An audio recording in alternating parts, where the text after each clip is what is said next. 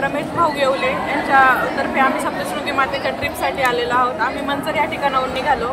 सकाळी आम्हाला मोर्या या हॉटेलमध्ये छान नाश्त्याची व्यवस्था केली, चहा वगैरे उत्तमरित्या नाश्ता दिला। प्रवासही आमचा व्यवस्थित झाला। त्याच्यानंतर आम्ही आता वणी इथे जेवणाच्यासाठी थांबलेलो आहे।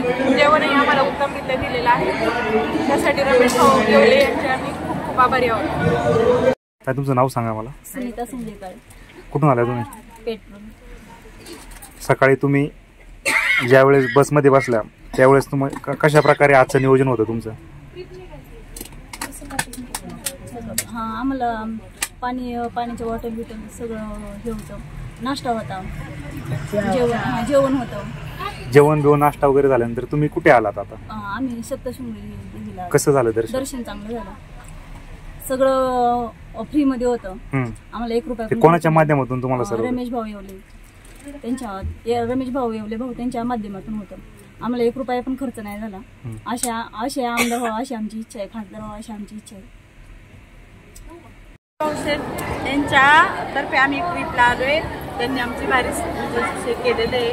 नाश्ता जेवण आम्हाला सुंदर दिले, आमची काळजी घेतली, आम्हाला गोळ्या दिल्या, आम्हाला बिस्लरीचं पाणी दिले। प्रत्येक ठिकाणी आम्हाला डॉक्टर येऊन 10-10 मिनिटाला विचारतायत म्हणजे काही त्रास होतोय का वगैरे। जेवण कसं आहे? एकदम मस्त, छान आहे। सकाळी नाश्त्याची सोय केली होती, आता जेवणाची सोय केली। सकाळी आम्हाला 8 वाजताच नाश्ता दिलाय भारी।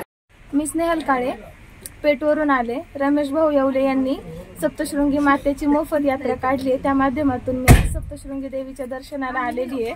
यात्रेदरम्यान त्यांनी चहा, नाश्ता, जेवण या सर्वांची उत्तम सोय केलेली आहे। रोपवेची सोय केलेली आहे, त्यासाठी आम्हाला 1 रुपया खर्च करावा लागला नाहीये। असे आमदार खासदार भविष्यात आम्हाला लाभावा अशी इच्छा आहे। रामकृष्ण हरी। मी हरिभक्तीपरायण सोनलताई प्रमोद गुट्टे, राहणार पेठ।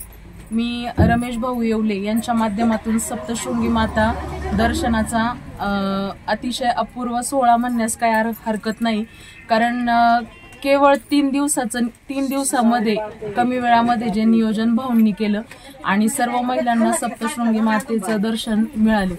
तर भाऊंविषयी सांगायचं असं की कमी वेळात जे नियोजन झालेलं आहे आणि त्यातल्या त्यात सकाळपासूनचं जे डेली रुटीन असं होतं की सकाळचा नाश्ता, मग आम्हाला टायमिंग सांगितला, त्या टायमिंगमध्ये आम्ही उपस्थित झालो। आम्हाला नाश्ता, चहा पाण्याची उत्तम सोय, त्यातल्या त्यात कमी वेळामध्ये दर्शन भेटणं ही एक नशिबाची गोष्ट भाऊंमुळेच आम्हाला लाभलेली आहे। रोपवेची सुविधा, तर देवीचं दर्शन हे भाऊंमुळे मिळालं, पण देवीला आम्ही भाऊंसाठी हे साकडं घातलं की भविष्यामध्ये भावी आमदार म्हणून भाऊंची निवड व्हावी, हे देवीसाठी आम्ही साकडं घातलं।